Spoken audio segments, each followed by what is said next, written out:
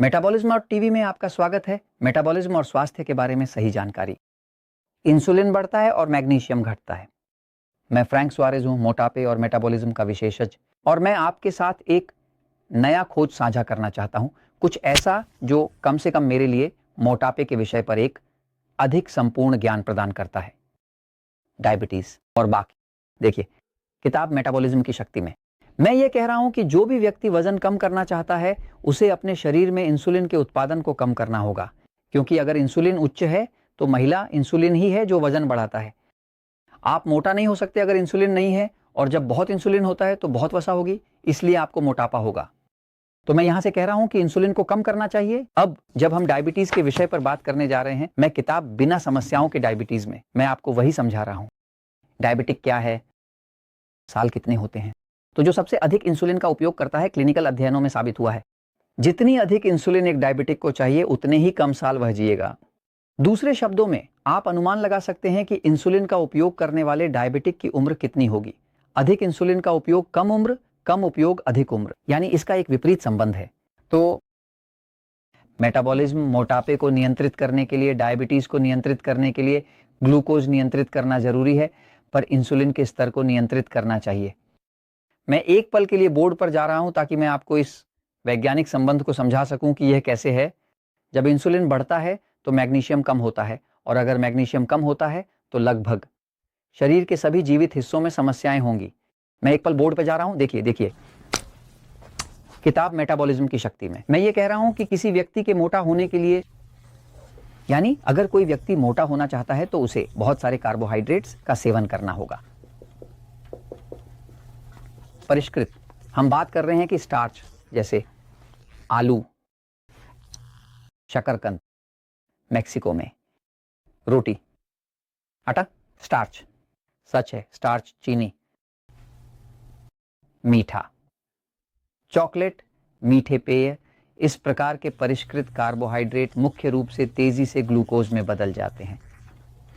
Glucose रक्त में मौजूद चीनी है। अब जब यहां बाईं ओर बहुत अधिक ग्लूकोज होता है, यहां बाईं छाती में, जहां एक महिला या पुरुष का बायां स्तन होता है, यहां सिर्फ नीचे एक अंग है जो आपके मुट्ठी के आकार का है, जिसे पैंक्रियास कहा जाता है। यह अंग जो यहां है, ठीक है, यह अंग एक हार्मोन बनाता है जिसे इंसुलिन कहा जाता है। यह एक महत्वपूर्ण हार्मोन है। इंसुलिन का संलयन वह हार्मोन है जो उस ग्लूकोज को कोशिका के अंदर जाने की अनुमति देता है।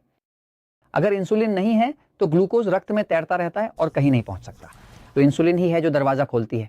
अब जब आप ग्लूकोज को इंसुलिन के साथ मिलाते हैं तो यह निश्चित रूप से वसा पैदा करता है। किसी व्यक्ति के मोटा होने के लिए उसे बहुत सारी ग्लूकोज और इंसुलिन चाहिए।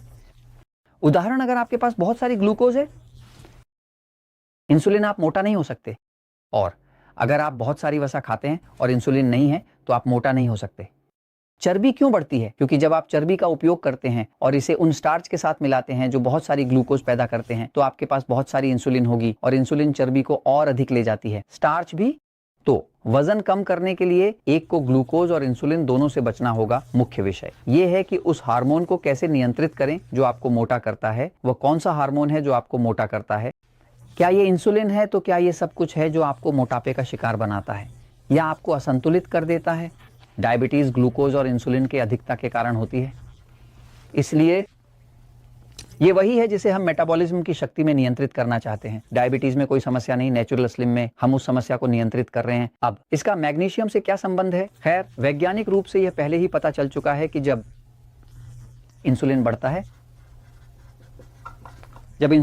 है, यानी जब अग्न्याशय अधिक इंसुलिन बनाता है तो कुछ होता है, और ये है कि खनिज मैग्नीशियम खाया जाता है, कम हो जाता है। इसका कारण यह है कि कोशिकाओं में अक्सर कुछ एंटीना जैसे होते हैं जिन्हें रिसेप्टर्स कहा जाता है। इंसुलिन को अपना काम करने के लिए वहां आकर छूना होता है।